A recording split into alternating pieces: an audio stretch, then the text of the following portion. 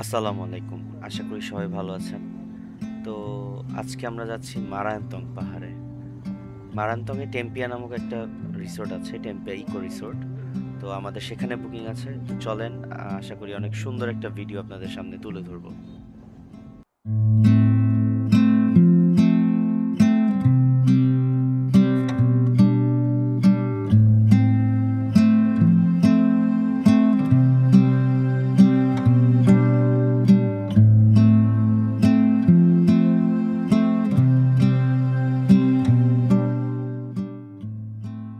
মারায়ন্তং নিয়ে যদি বলি, মারায়ন্তং মোস্ট প্রবাবলি সমুদ্রপৃষ্ঠ থেকে প্রায় ১৬০০ অথবা ১৮০০ ফিটের মতো উপরে।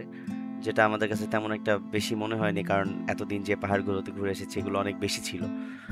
তো রাস্তাগুলো ভালো লেভেলের আপহিল ছিল, এটা বলা লাগবে অবশ্যই। তার উপর আবার ইটের ইটের রাস্তা আর কি। তো মাঝখানে মাঝখানে ঘাস হয়ে সেটা অনেক বেশি পিছলা ছিল। তার উপর বৃষ্টি হয়েছিল, যার কারণে একটু স্যাঁতস্যাঁতে ছিল। আসলে পাহাড়ি এলাকায় এই বৃষ্টির দিনে হালকা পাতলা এই প্রবলেম ফেস করতেই হবে, কিছু করার নাই। যাই হোক, তো আমরা কোনো সমস্যা ছাড়া সুন্দর মতো উঠে যেতে পেরেছিলাম, বাট কষ্ট হয়েছিল। তো চলেন উপরে যাই, পাহাড়ের উপরে, তারপর আপনার সাথে কথা হচ্ছে।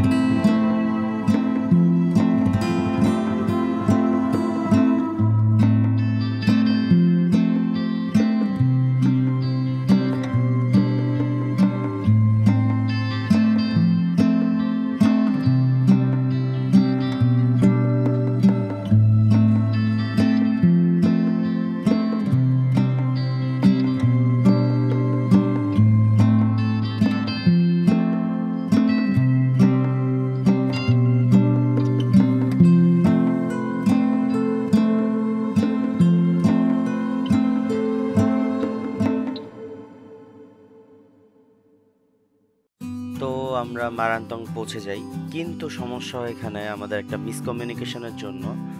আমরা আসলে রিসোর্টের যে রাস্তাটা সেটায় না ঢুকে ভুলে যে টপের রাস্তা সেটায় উঠে যাই।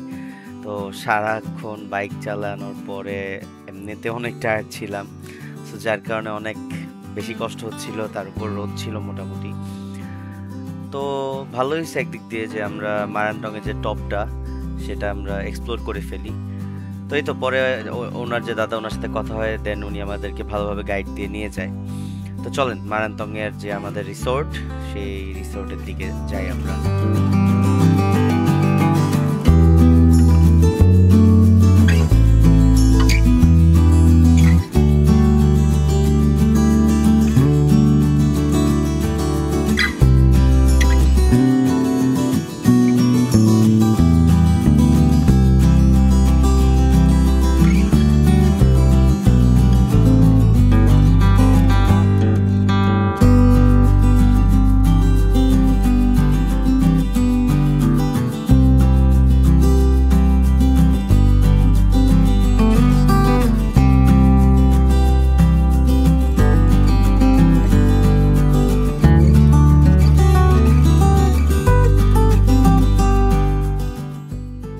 তো আমরা আমাদের টেম্পে ইকো রিসোর্টের গেট দিয়ে ঢুকে গিয়েছি।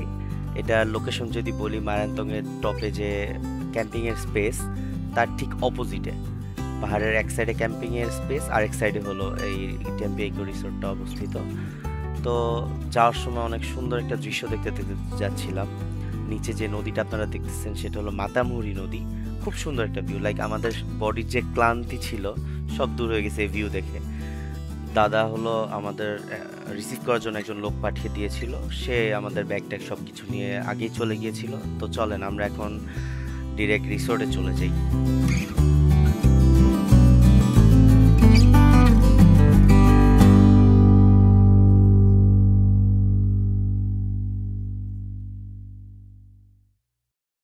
তো ফ্রেশ হয়ে আমরা খাওয়া-দাওয়া করে নিলাম।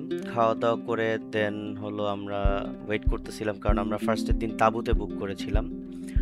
তো আমাদের তাঁবু তখন রেডি হচ্ছিল।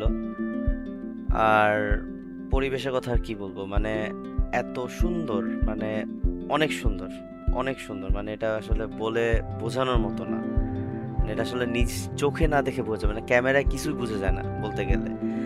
বাট মানে আসলে আমি স্পিচলেস টোটালি, এত সুন্দর একটা পরিবেশ। যাই হোক, তো এখানে দাদা আমাদের জন্য তাঁবু রেডি করতেছিল।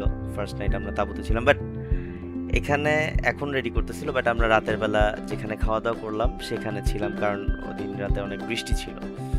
সো ওনাদের এই ফ্যাসিলিটিসগুলো অনেক ভালো, লাইক ওনাদের যে একটা ক্যাফেটেরিয়া আছে, ক্যান্টিন টাইপের, যেখানে খাওয়া দাওয়া হয় সবার।